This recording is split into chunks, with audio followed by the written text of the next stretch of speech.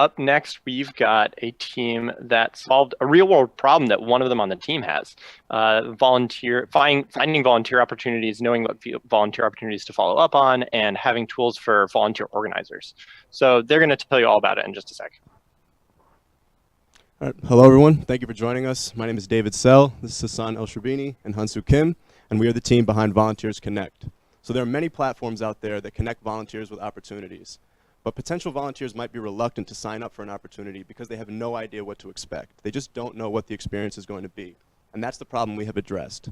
So Volunteers Connect is a social platform built with React, Redux, and Firebase that allows volunteers to interact with other volunteers, organizations, and participants to share and document their experiences.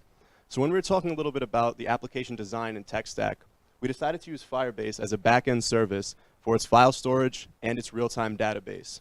We knew that we wanted our app to center around a real-time event feed with images and videos, as well as a direct messaging component so that volunteers and coordinators can communicate effectively. Since Firebase is non-relational, one challenge we had was organizing our data in a way that was both performant and accessible. So instead of deeply nesting our data, which would have led to unnecessary information being sent back with every query, we decided on a more level hierarchy where we would just store references to objects that related. To talk a little bit more about the application flow and the technology behind it, I'm going to pass it off to Hassan.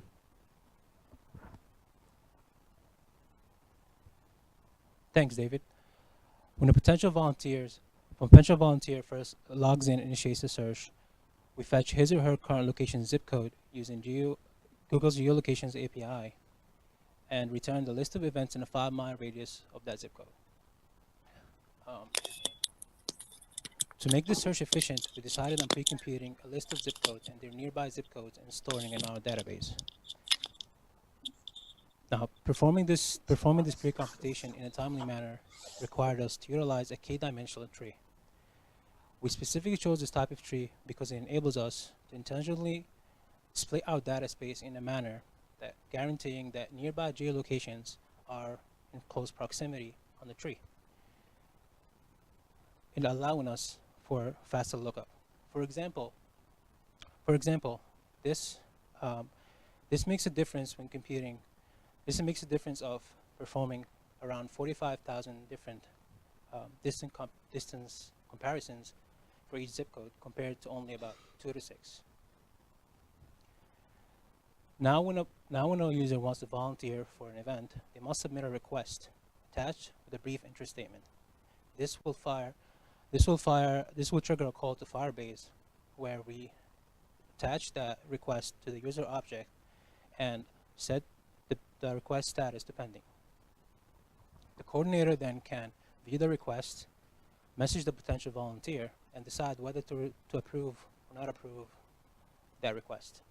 And this also updates the Firebase, updates the request status of Firebase accordingly. Once the event has been activated, users can now contribute to the real-time feed by posting text, images, or videos. When an image or a video is posted, it triggers a call to Firebase, which generates a download URL link, and then we keep a reference to that link in our database, so we can later on use to render our posts and create the event memory which future volunteers can view.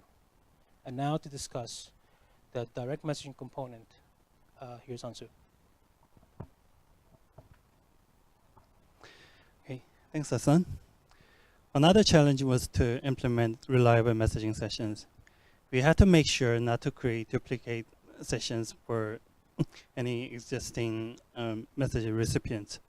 Once the session is created, we had to track all sessions for the current user in a reliable way. To achieve this, we made a bulk update to record the new user information, along with the exchange of the session ID for each, along with the exchange of the user ID for each participating user. Once the session is properly set up, we have to track the active session of the current user in the UI as well. So that sums up our application. We so past couple of weeks, it's been really both fun and crazy. We had to learn a whole lot of new tricks, and we had to go through a lot together. I'm pretty sure all of us, we can ask for a better team.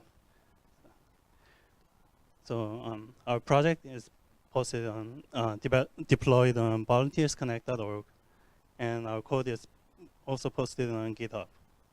Thank you again.